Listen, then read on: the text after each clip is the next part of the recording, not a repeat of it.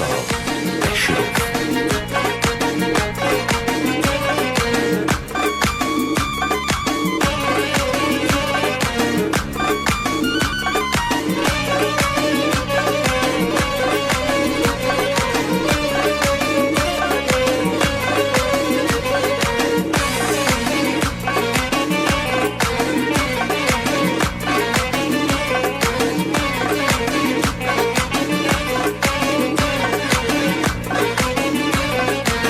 Hicranın yolu ne uzun imiş,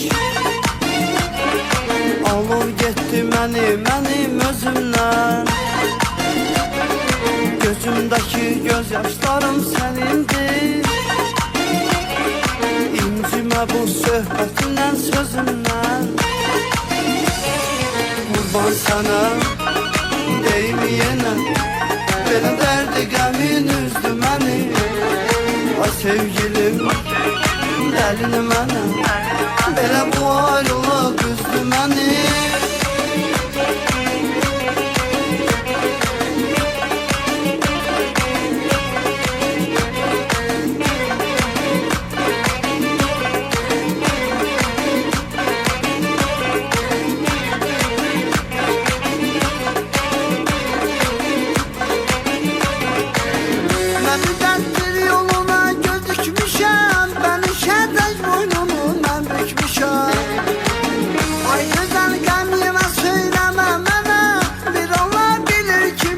Çəkmişəm, bir Allah bilir ki mən nə çəkmişəm. Qurban sənə deyim yenə, belə dərdi qəmin üzdü məni.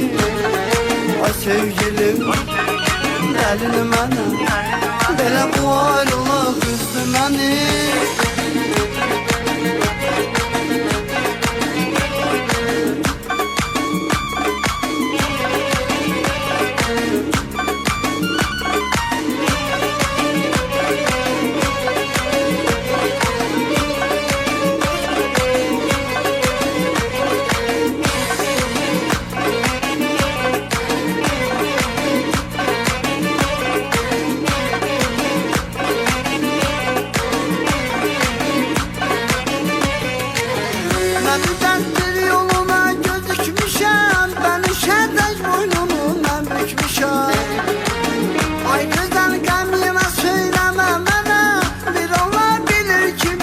Çəkmişəm, bir Allah bilir ki mən nə çəkmişəm. Qurban sənə deyim yenə, belə dərdi qəmin üzdü məni.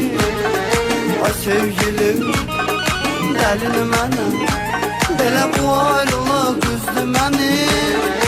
Qurban sənə deyim yenə, belə dərdi qəmin üzdü məni. Ay sevgilim, dəlini mənə, belə bu ayrılıq üzdü məni.